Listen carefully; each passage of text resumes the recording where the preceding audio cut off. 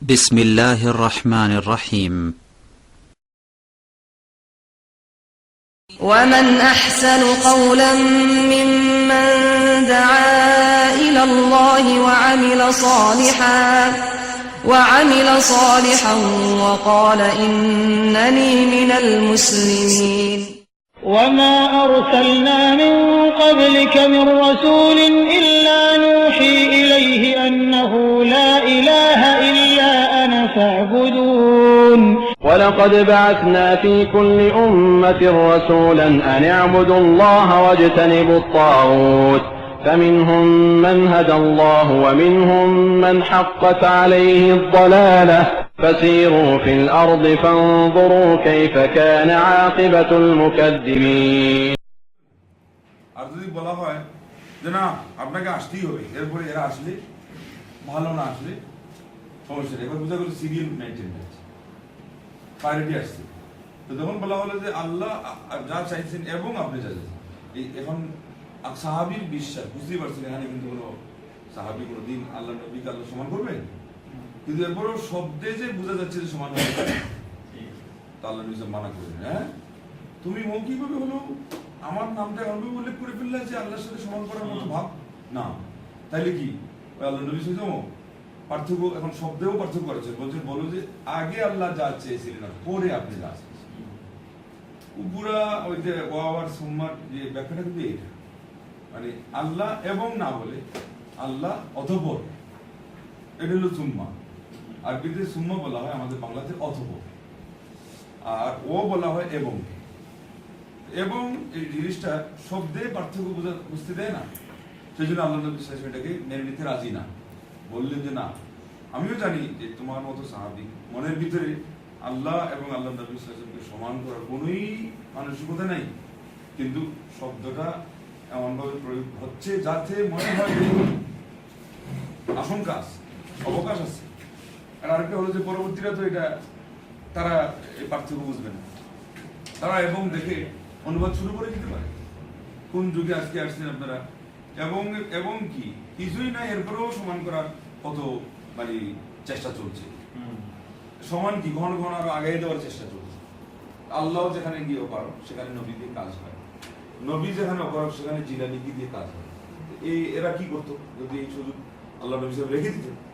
এই জন্য এখন থেকে আমরা বুঝতে পারলাম যে আল্লাহ নবী সাল্লাল্লাহু আলাইহি ওয়াসাল্লাম শব্দে হোক, অর্থে হোক, কথায় হোক, কাজে হোক, আকীদা বিশ্বাসে হোক, অন্য কোনো ভাবে হোক, আল্লাহ রাব্বুল আলামিনের অধিকার এত সূক্ষ্মতার সাথে এবং যত্ন সহকারে তিনি সংরক্ষণ করেছেন, তাকে সমুন্নত রাখার সমূহ চেষ্টা চালিয়েছেন, যেখানে কোনো ধরনের শিরকের লেশ মাত্র অবকাশ না পায়। এরপরেও দুঃখজনক হলো সত্য যে তার মত এটা ধরে রাখতে পারেন। ততএব আমাদের মনে রাখতে হবে যে আল্লাহ নবী সাল্লাল্লাহু আলাইহি ওয়াসাল্লাম কথায়ও শিরক যাতে না হয় সেজন্য আমাদেরকে তিনি এই আদব শিখিয়েছেন। আর দ্বিতীয় পর্যায়ে উদাহরণ ছিল কি কাজের মাধ্যমে, কাজের উদাহরণ দিতে কি বলা হয়েছে, কি কি জিনিস বলা হয়েছে, যেমন আল্লাহর নামে তাবিজ ঝুলানো, আপনি জবাই না করে আরেকজন নামে জবাই করলেন। তো হাদিসে আছে যে অথবা আল্লাহর নামে মানত না করে, শপথ না করে আরেকজন নামে শপথ করলেন, আল্লাহ নবী সাল্লাল্লাহু আলাইহি ওয়াসাল্লাম বলেছেন মান হালাফা বিগাইরিল্লাহ ফাকাদ কাফারা আও আশরাকা। যে ব্যক্তি আল্লাহ ছাড়া অন্যের নামে শপথ করলো সে কুফরি করলো, অথবা শব্দ বলেছেন যে সে শিরক করলো। এটা হলো বর্ণনাকারীদের কখনো কখনো শব্দ যদি তারা ভুলে যান, 100% নিশ্চিত না থাকে, তাই তারা কিন্তু এটা আমানতদারি রক্ষা করতে গিয়ে আও শব্দ দিয়ে বলে দেন যে হতে পারে আল্লাহ নবী সাল্লাল্লাহু আলাইহি ওয়াসাল্লাম এই শব্দ বলেছিলেন, আর না হয় ওই শব্দ বলেছিলেন। কেননা নিশ্চিত না হয় একটা শব্দের উপরে তারা একটা শব্দকে নিজেদের পক্ষ থেকে নির্ধারণ করার মতো দুঃসাহসিকতা দেখাতে পারতেন না। কাছাকাছি হবে তো বলেই দিই, হ্যাঁ, অথবা যেটাই হয় হোক একটা বললেই হবে। সাহাবায়ে কেরাম এই ধরনের খামখেয়ালি পর্যন্ত করেন। তাহলে নবী সাল্লাল্লাহু আলাইহি ওয়াসাল্লাম যেমন সচেতন ছিলেন, সাহাবায়ে কেরামগণও একটা শব্দ প্রয়োগ করতে এই পরিমাণ সচেতন ছিলেন। আগে নবী সাল্লাল্লাহু আলাইহি ওয়াসাল্লামের কথা শুনলেন, আকীদার ক্ষেত্রে ভুল সামান্যতম এর অবকাশ যাতে না থাকে সেই জন্য এই সতর্কতা ছিল। আর সাহাবীর সতর্কতা শেষ পর্যন্ত কি দেখলেন, শব্দটা আল্লাহ নবী সাল্লাল্লাহু আলাইহি ওয়াসাল্লাম কি বলেছিলেন, তো সেখানে উম্মত ফলো করবে আল্লাহর কথা, নবী সাল্লাল্লাহু আলাইহি ওয়াসাল্লামের কথা। আমি সাহাবী শুধু এটা বর্ণনা করছি, আমি বর্ণনা করতে গিয়ে 100 আমি নিশ্চিত না যে আল্লাহ নবী শব্দটা শিরিকের বলছিলেন আর কুফরির বলছিলেন। তো এখন আমি আও দিয়ে বলে দিলাম, যে অপশন রেখে দিলাম যে নবী সাল্লাল্লাহু আলাইহি ওয়াসাল্লাম হয়তো শিরিক বলেছেন অথবা কুফরি বলেছেন। আপনারা আরেকজনের কাছ থেকে নিশ্চিতভাবে পেয়ে গেলে ওটাই ফিক্স ধরে নেন, কিন্তু আমার কাছ থেকে আমি যেহেতু এই মুহূর্তে সন্দিহান, তো একটা ফিক্সড ধরে নিতে পারছেন। আল্লাহ, এই পরিমাণ যারা আমানতদারিতা রক্ষা করলেন, আজকে তাদের উত্তরসূরিরা দেখা যাচ্ছে যে যেন তাদের কাছে কোনো কিছুই না। শিরিকও যেমন, তাওহীদও তেমন, বেদাত যেমন, সুন্নাহ তেমন, যে যেটা করছে যেন কোনোই বাধা নাই। এমনকি কখনো কখনো দেখবেন যে তাওহীদ এবং সুন্নাহর বিরুদ্ধেই প্রতিরোধ গড়ে তোলা হচ্ছে কঠোরভাবে, এটাকে আপনার জব্দ করা হচ্ছে একেবারে শক্ত হস্তে, কিন্তু শিরকের বাজার গরম হচ্ছে, বেদাতের বাজার খোলা চলছে, কোনো বাধা নেই এবং কোনো প্রতিবাদ নেই। তো এই জন্যে আমাদের মনে রাখা দরকার যে শিরিক, এটা আল্লাহ পাক সবার আগে দরজা বন্ধ করেছেন। কিভাবে বন্ধ করেছেন জানেন? সূরা সাবা 22 নম্বর আয়াত খুলে দেখেন যে আল্লাহ রাব্বুল আলামিন কিভাবে এটা দরজা বন্ধ করেছেন। বলেছেন যে কুলুল্লাযীনা জাআমতুম মিন দুনিল্লাহ লা ইয়ামলিকুনা মিসকালা যাররাতিন ফিস সামাওয়াতি ওয়ালা ফিল আরদি ওয়া মা লাহুম ফীহিমা মিন শিরকিন ওয়া মা লাহু মিনহুম মিন যাহির। হে নবী, তুমি ওদেরকে বলো যে তোমরা আহ্বান করো তাদেরকে, যাদের কথা তোমরা ধারণা করে নিয়েছো যে ওরা আল্লাহর সাথে শরীকির কোনো অধিকার রাখে। আল্লাহ বলছেন যে ডাক দিয়ে ওদেরকে আনতে বলবো, এবং বললে এটা ধারণা মাত্র, এটা বাস্তবতার জিনিস নয়। এবং আল্লাহ রাব্বুল আলামিন খণ্ডন করতে গিয়ে কি বললেন? যে কারো শরীকানা অথবা কাউকে কোনো জায়গায় সমকক্ষ করতে গেলে আরেকজনের, তারও মালিকানা থাকতে হবে। যে জিনিসে আপনি আরেকজনকে শরীক করবেন, হয় মালিকানা থাকবে না শরীকানা থাকবে, আর না হলে কমপক্ষে এখানে হস্তক্ষেপ করার জন্য তার এমন কিছু পাওয়ার থাকবে যে সে সুপারিশ করতে পারে। তিনটা জিনিসকে আল্লাহ পাক পর্যায়ক্রমে খণ্ডন করলেন। লা ইয়ামলিকুনা মিসকালা যাররাতিন ফিস সামাওয়াতি ওয়ালা ফিল আরদি। ওরা সরিষার দানা পরিমাণ কোন জিনিসের মালিক না, না আসমান সমূহের কোনো এক অংশে, আর না জমিনে। এরপরে কেউ বলতে পারে তাহলে মালিকানা নাই তো শরিকানা থাকতে পারে। আপনার অধিকার দুইভাবে সাব্যস্ত হবে, হয় মালিকানা না শরিকানা, পার্টনারশিপ। আল্লাহ কি বলেন? ওমা লাহুম ফীহিমা মিন শিরকিন। এদের কারো জন্য এই আসমান এবং জমিনে কোনো অংশীদারিত্ব নাই, এবং অংশীদারিত্বটা মুঠের উপরে যদি গ্রহণযোগ্য হয় তাহলে মুশারাকা অথবা আরো কোনো শব্দ বলা সেখানে চলে, কিন্তু শিরক শব্দ যখন প্রয়োগ হবে অর্থ হলো আমরা যাকে বলি লেশ পর্যন্ত নেই, শিরক লেশ পর্যন্ত নেই শরীকি, আর থাকবেই কথা।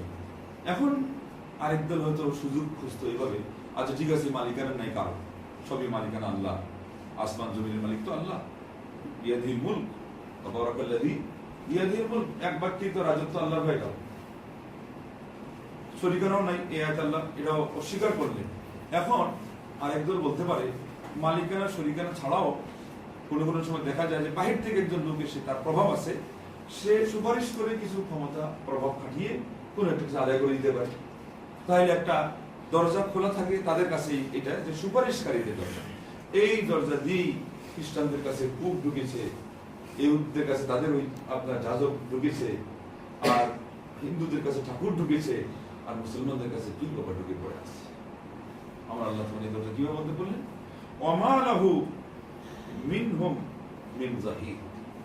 আমার আল্লাহর জন্য এদের কোন মানুষ কাল কিয়ামতের দিন এদের কারো জন্য সুপারিশকারী হিসাবে যে গিয়ে হাজির হবে, এর কোনো অবকাশ পর্যন্ত না। তাহলে শিরকের দরজা সবচেয়ে বেশি বন্ধ করেছেন কি? আল্লাহ। কেন? তিনি সহ্য করতে পারেন। আর আল্লাহ পাক যেখানে আবার ওই শিরকের ভয়াবহতা বলতে গিয়ে বললেন যে ওমাই ইউশরিক বিল্লাহ, যে ব্যক্তি আল্লাহর সাথে শিরক করবে, ফাকাদ হারামাল্লাহু আলাইহি জান্নাহ, আল্লাহ পাক তার উপরে জান্নাতকে চিরতরে হারাম করবেন। ওয়া মাওয়াহুন নার, তার ঠিকানা নিশ্চিতভাবে চিরস্থায়ী ঠিকানা আল্লাহ জাহান্নাম নির্ধারণ করে দিবেন। ওই একই অবস্থা, জান্নাত হারাম।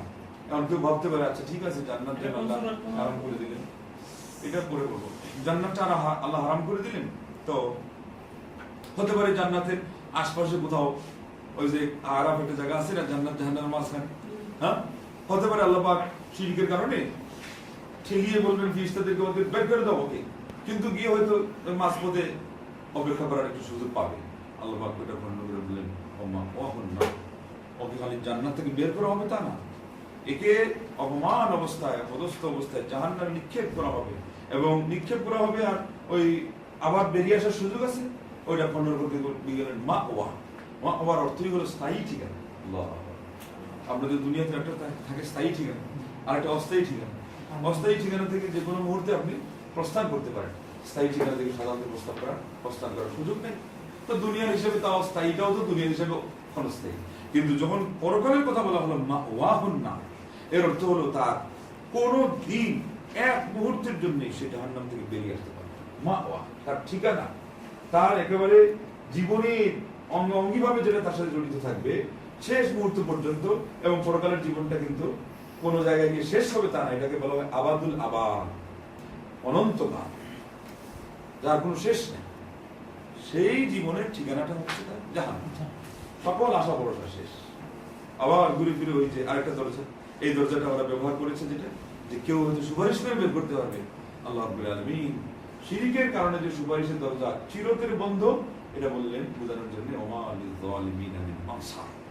যারা আল্লাহর সাথে শিরকের মতো অপরাধে জড়িত হয়ে আমার সাথে জুলুমের কাজে তারা জড়িত হয়ে গেছে, অপরাধে এদের জন্য কোনো সুপারিশকারী নাই। যেই সুপারিশকারীদের মধ্যে একজন আল্লাহ নিজে, পাপী তাবিদের জন্য আল্লাহ এক পর্যায়ে সুপারিশ করবেন, তার তো দয়া সবচেয়ে বেশি। কিন্তু ওই যে উস্তাদের মাইক শেষ রাইতে, আবার যিনি যত বড় তার কাজগুলো হয় শেষে। আল্লাহ রাব্বুল আলামিন দেখবেন যে এবার হাফিজে কোরআন সুপারিশ করলো, আলিম সুপারিশ করলো, ফেরেশতা সুপারিশ করলো, শহীদ সুপারিশ করলো, নবীগণ সুপারিশ করলেন। তো আল্লাহ কি বলবে জানেন? ও এরা সবাই সুপারিশ করলো আর রব্বুল আলামিন প্রতি বাদ থাকবেন না?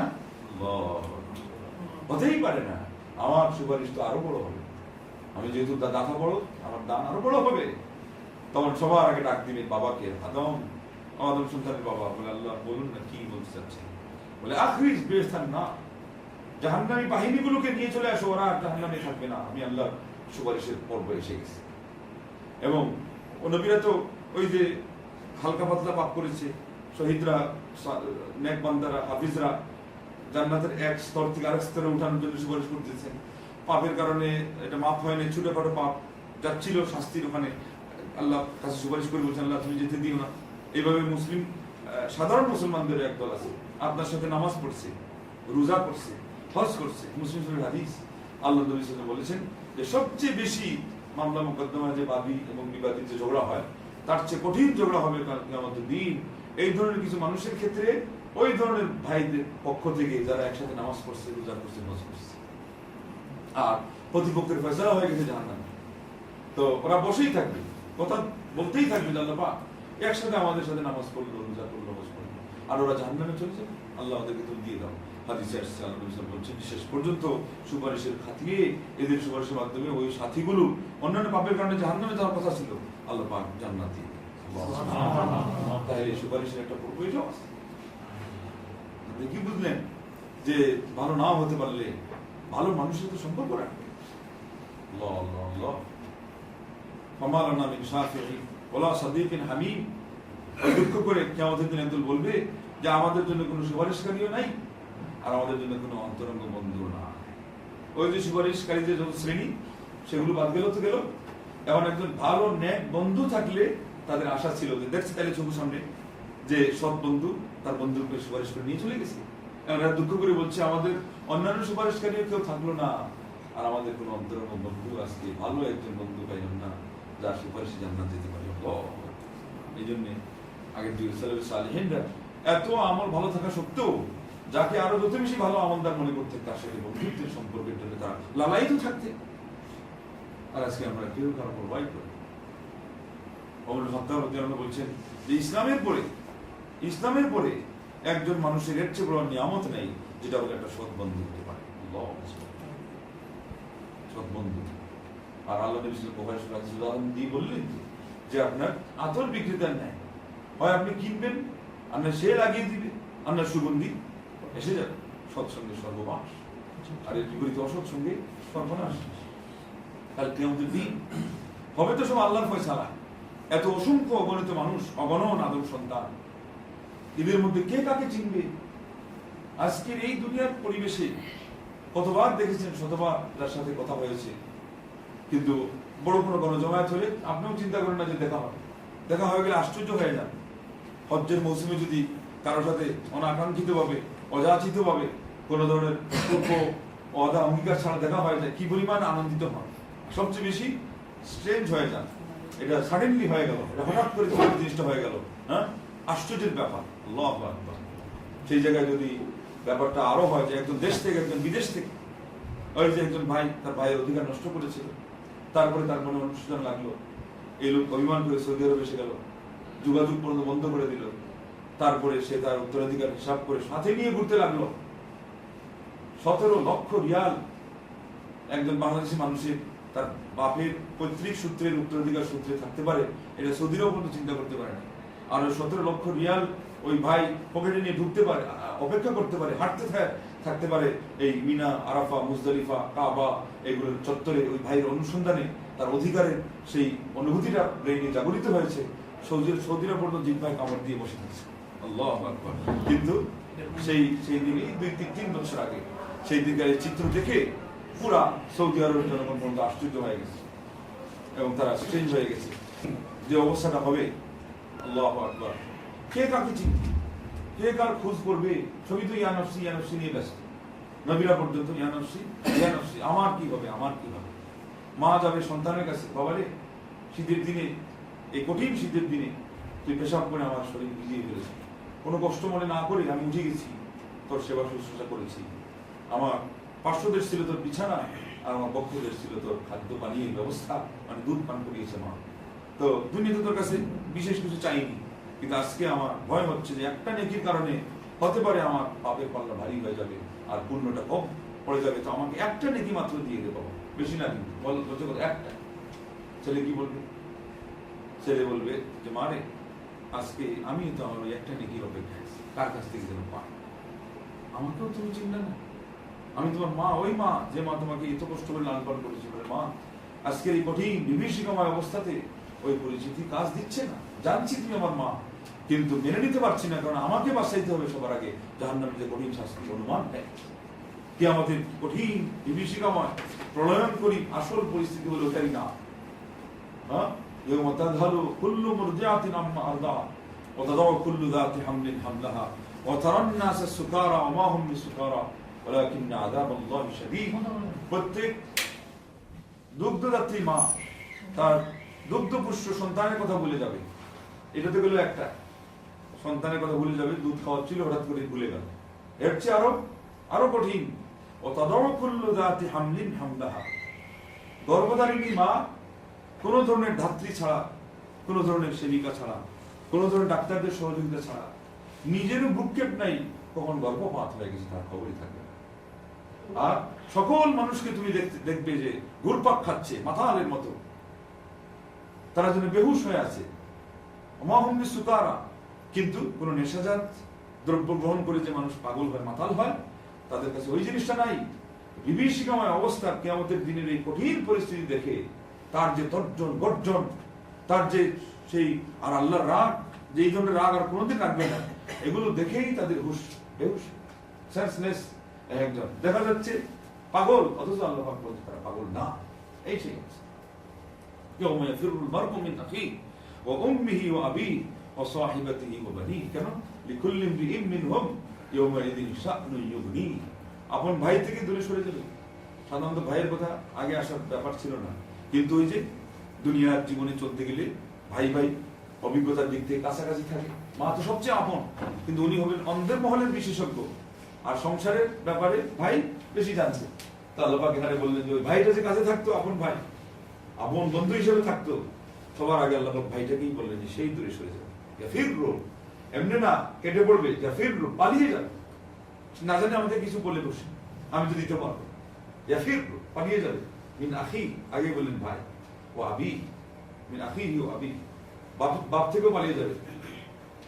ও উম্মি ও আবি, তারপরে বললেন মা, মা তো আপনের দিক থেকে আগে এলো না।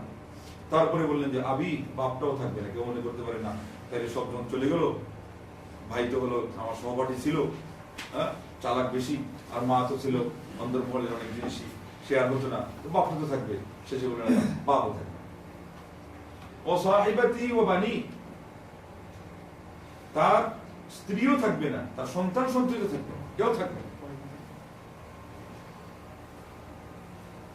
সন্তান সন্ততি নেই।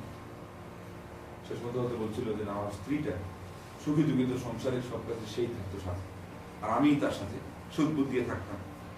অনেক কষ্ট, কিছু কষ্টের কথা মাথা পেতে মেনে নিতাম, দুইজনে শেয়ার করে এটা সমাধান করতাম। তো এখন সে থাকবে হয়তো না, ও সাহিবাতি, তার সঙ্গিনী, সহপাঠী উনিও নেই। ও আল্লাহ, তাইলে বুঝতে ছেলে না, ও বানি, সন্তানদের মধ্যেও কেউ নাই, যাকে বলা হয় চোখের পুতুলি, নয়নের মণি, আদরের দুলাল দুলালি, সোনার মণি।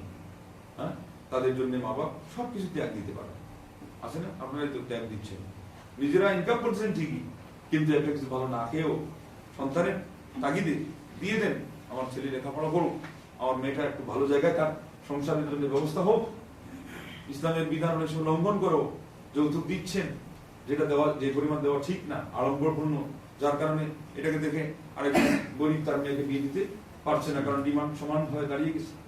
আল্লাহ বলছেন ওই বিবাহে বরকত বেশি, যেখানে ব্যয়ভার কম বহন করা হয়, ভরণ পোষণ কম দেওয়া হয় এবং খরচ কম হয়, মহরটাও কম হয়, সবের ভিতরে স্বামী। আর এখন হলো যত আড়ম্বরপূর্ণ বিয়ে আমরা দিয়ে দিতে পারবো, মনে করি যে সুখী হয়। এরপরে কয়দিন আরবিয়ান সমাজে তারা বলে শাহরুল আসাল, মানে কি ওই যে হানিমুন, হ্যাঁ হানিমুন বলে না, এক মাসের, এটা কয় মাস, শাহ মানে এক মাস, 1 মান্থ শেষ। আর আসল কথা হলো কোনো কোনো জায়গায় 1 মান্থ থাকে না, 1 উইক, এক সপ্তাহ, কোনো জায়গায় 1 ডে, কোনো জায়গায় নাইট, মানে ওই ফার্স্ট নাইট, প্রথম রাত্রেই দেখা গেল ভাগাভাগি শুরু হয়ে গেছে। কেন? আল্লাহর নামের উপরে বরকত যেখানে আসবে সেটা নিয়ে হয় নাই, সংসারটা সুন্নাত তরিকা হয় নাই, অভিভাবকের অনুমতি নিতে হবে, ইসলাম বিধান অনুযায়ী রুকুন সেটার খবর নাই, তার তো অপেক্ষা করা হয় নাই, কে কাকে আপনার নিয়ে পালিয়ে চলে গেছে। আর দুঃখের কথা কি শুনবেন, আজকাল এমনও হচ্ছে যে বিবাহিতা মেয়েকে, ছেলে সন্তানের মাকে ঘর হারা করে নিয়ে চলে আসছে, এবং দুষ্কি শুধু এর, ও তো তাল না দিলে কেমনে আসে, তার সংসার করেছে একদম সব সোনার স্বপ্ন দেখে একটা স্বামী, কত কিছু ত্যাগ দিয়ে ছেলে মেয়ের পর্দ হয়ে গেছে, ঘর বাড়ি করে দিয়ে গেছে তাকে, এরপরে আবার ওই সংসারের চাহিদায় তাগিদে বিদেশে আসছে, সেখানে এই যে মোবাইল, এটা আপনার জন্য হতে পারে রহমত, আবার এটা আপনার জন্য হতে পারে গজব, এটা আপনার জন্য জান্নাতের দিকেও টেনে নিতে পারে, আবার এইটাই আপনাকে জাহান্নামের অথই সাগরে, অথই গহব্বরে তৈরিও দিতে পারে। এই মোবাইল, এটাকে দুধারি তরবারি মনে করবেন, এটা কিন্তু সহজ জিনিস না, এই জিনিসটা সহজ না, নিজের টাকা দিয়ে কিনে নিজের এটার মাধ্যমে নিজের ধ্বংসলীলা টেনে আনতে পারেন, আর কতই বা টেনে নিয়ে এসেছে। তো যাই হোক, এইভাবে আমরা দেখলাম যে কিয়ামতের দিন কিন্তু কোনো আপদ দিল না এবং কারো কোনো পরিচিতিও কাজ দিল না। তবে হ্যাঁ, আল্লাহ পাক কোরআনে বলেছেন, আল আখিল্লাউ ইয়াউমাইযিন বা'দুহুম লিবা'দিন আদুউন ইল্লাল মুত্তাকিন, কাল কিয়ামতের দিন বন্ধুরা, অন্তরঙ্গ বন্ধুরা একজন আরেকজনের শত্রুতে পরিণত হবে, তবে যারা মুত্তাকি ছিল তারা একজন আরেকজনের বন্ধু হিসেবে থাকবে। আল্লাহ, আর সেটার পরিমাণ কত? তিরমিজি হাদিসে সুনান সহিহ, যে আপনার নূরের টাওয়ারের উপরে, গম্বুজের উপরে বসে থাকবে একদল মানুষ, এদেরকে দেখে শহীদরা ঈর্ষা করবে, নবীরা পর্যন্ত ঈর্ষান্বিত হবে যে আল্লাহ পাক, এরা আমাদের কাতারে শামিল নেই না, শহীদদের কাফেলা এদের শামিল সমান, আল্লাহ তোমার পথে এরা যুদ্ধ করে গলা কাটিয়েও আসে নাই, আর নবী হিসেবে তুমি তাদেরকে চয়ন করে নাই, কিন্তু এমন এক আসনে বসিয়ে রাখলে যেটাতে আমরাও স্থান পাই না, শহীদরাও স্থান পাই না। শুনবেন এটা কারা? তোরা সব উত্তর দিবেন, এরা হলো আল মুতাহাব্বুনা বিজালালি, এরা হলো আমার মাহাত্ম্যে, মানে আমার আকীদা বিশ্বাসের উপরে, আমার উপরে যে ইমানের ভিত্তিতে তারা একমত ছিল, আর এর ভিত্তিতে একজন আরেকজনকে বন্ধু বানিয়ে নিয়েছিল, কোনো পাপ কাজের উপরে নয়, দুনিয়াবি কোনো স্বার্থের উপরে নয়, পার্থিব কোনো নিছক কোনো আকর্ষণীয় লোভনীয় জিনিস আদায় করার উদ্দেশ্য নয়, শুধু আমার দিনের কাজের সহযোগিতায় একজন আরেকজনের বন্ধু ছিল। এটার মর্যাদা আমি আল্লাহ এত দিয়েছি যে আজকে তাদেরকে এই মিম্বরে, এই টাওয়ারের উপরে আমি আল্লাহ বসিয়েছি। আর এই উদ্দেশ্যে আপনি সাক্ষাৎ করতে যেতে গেলে রাস্তার মুড়ে মুড়ে ফিরিস্তে দাঁড়িয়ে আপনাকে মুবারকবাদ আপনার ইয়ে জানায় এবং আপনার আপনাকে কি যেন শুভেচ্ছা জানায় এবং বলতে থাকে যে তিবতা ওয়া তাবা মামশা ওয়া তাবাওয়াতা মাকানাতান ফিল জান্নাহ, তুমি ভালো হয়েছো এবং তোমার চলাটাও ভালো হয়েছে এবং অভিবাদন জানাই বলে যে তুমি জান্নাতের ঠিকানা বানিয়ে নিয়েছো। আল্লাহু আকবার। তো এর বিপরীতে আবার অসৎ সঙ্গীদের কারণে কি হবে, যে ফাত্তালা ফারাআহু ফি সাওয়াইল জাহিম, জাহান্নামে যাওয়ার পরে, জান্নাতে একজন বন্ধু যাওয়ার পরে তার এক বন্ধুর কথা মনে পড়ে, ওটা কিন্তু খারাপ ছিল। এরপরে সে চিন্তা করবে যে কোথায় দেখছি না, তখন ফাত্তালা উকি দেখবে, তখন উকি দিবে তো দেখবে যে জাহান্নামের মাঝখানে একেবারে সে হাবুডুবু খাচ্ছে। এরপরে সে বলবে তাল্লাহি ইন কুনতা লা তুরদিন, আরে অসৎ বন্ধু, তুই তো আমাকেও চাইছিলি যে এইভাবে ফুসলিয়ে ফাসলিয়ে উপরে নিয়ে যেতে, লাউলা রাহমাতু রাব্বি, আমার রবের দয়া না থাকলে আমিও তোর মতো করে ধ্বংসশীলদের জাহান্নামীদের অন্তর্ভুক্ত হয়ে যেতাম। আল্লাহ আমাদেরকে অসৎ সঙ্গীদের থেকে রক্ষা করুন। আপনি দেখতে পেলেন যে সৎ সঙ্গীর কারণে জান্নাতেও যাওয়া সহজ, আর অসৎ সঙ্গীর কারণে জাহান্নামেও যাওয়া হতে পারে। আল্লাহ আমাদেরকে হেফাজত করুন। তো কথা হচ্ছিল এই জায়গায় যে কাল কিয়ামতের দিন এই শিরকের পাপ করলে কোনো বন্ধু কাজ দিবে না, নবীও এগিয়ে আসবেন না, মাঝখানে শহীদেরও কোনো বার্তা পাবেন না। স্বয়ং আল্লাহ রাব্বুল আলামিন আপনাকে তো দয়া দূরের কথা সবচেয়ে কঠিন ভাবে তিনি রাগান্বিত হবেন ওই লোকটার উপরে যে শিরিক করেছে। আর মনে রাখবেন এই শিরিকটা ওই এক বালতি দুধের পাশাপাশি আরেক বালতি আপনার পেশাব শর্ত নয়, পুরা বালতি এগেনস্টে এক ফোঁটা পেশাব, এমনকি এক সাগর আপনার পুণ্য, এক পাহাড় পুণ্য, আসমান জমিন ভরপুর করা পুণ্য, এর মোকাবেলায় সরিষার দানা পরিমাণ শিরিক, সকল আমল পুণ্য। এটা দলিল ওয়ালাউ আশরাকু লাহাবিতা আনহুম মা কানু ইয়ামালুন, তারা যদি শিরিক করতো, যেমন এখানে শিরিকের কোনো পরিমাণ বলা হয়, এর অর্থ হলো যেই কাজের উপরে শিরিকের শব্দ প্রয়োগ হবে। আর শিরিকের সংজ্ঞা আপনারা শুনেছেন, সারফু শাইইন মিন আনওয়াইল ইবাদাতি লিগাইরিল্লাহ, আমার আল্লাহ ব্যতীত অন্য কারো জন্য আমার আল্লাহর যে অধিকার, আমার আল্লাহর যে রাইট, শুধু অনলি ওয়ান, শুধু তার যেটা পাওনা ছিল ওটা সরিষার দানা পরিমাণ যদি অন্যের জন্য ব্যয় করেন ওটার নামে শিরিক হয়। এটা করার কারণে কি হবে, সকল আমল বাতিল হবে। এবং এটা শুধু আপনার আমার জন্য, ওয়ালাউ আশরাকতা লা ইয়াহবাতান্না আমাল, লা ইন আশরাকতা লা ইয়াহবাতান্না আমালুক, হে নবী তুমিও যদি শিরক করো তোমার আমল নষ্ট হবে। ওয়ালা তাকুনান্না মিনাল খাসিরিন, ক্ষতিগ্রস্তদের অন্তর্ভুক্ত হয়ে বসে থাকবে। যিনি সুপারিশ করবেন সবচেয়ে বড় সুপারিশের সেই পতাকা বেশ থাকবে যার হাতে, আল্লাহু আকবার, সেই নবী সরিষার কণা পরিমাণ শিরিক করলে তারই সুপারিশকারী কেউ না। তবে মনে রাখবেন এটার ভয়াবহতা এতই কঠিন, যেই পরিমাণে হোক না কেন আপনাকে জাহান্নামে নিয়ে যাবে। কি পরিমাণ রাখবে, ইবলিস শয়তান যতদিন জাহান্নামে থাকবে আপনার ততদিন জাহান্নামে থাকবে। আপনি কি করেছেন, মাত্র এক সরিষার দানা পরিমাণ শিরিক করেছেন। এই জন্য শিরিকটা কথায় হোক, কাজে হোক, আর আমলে হোক, আকীদায় হোক, আর যে কোনো ভাবে হোক, এটা যদি হয়ে যায়, বিশেষ করে বড় শিরিক, আপনার আমার পরিণতি মনে রাখতে হবে এটা। এবং আরেক জায়গায় আল্লাহ বলেছেন, ইন্নাল্লাহা লা ইয়াগফিরু আন ইউশরাকা বিহি ওয়া ইয়াগফিরু মা দুনা যালিকা লিমান ইয়াশা, আল্লাহ পাক শিরকের পাপ পশ্চিমকালও ক্ষমা করেন না, আর এইটা ছাড়া যাকে ইচ্ছা আল্লাহ ক্ষমা করে দেন। তবে হ্যাঁ, তওবা যদি কেউ করে দিতে পারে মারা যাওয়ার আগে, মৃত্যুর লক্ষণ প্রকাশিত হওয়ার আগে, তাহলে শিরকের মতো পাপ আল্লাহ মাফ করবে। 100 বছর শিরকি কুফরি করে মুনাফিকি করে ঠিকমতো তওবা করতে পারে, আল্লাহ পাক সেই দরজা খোলা আছে।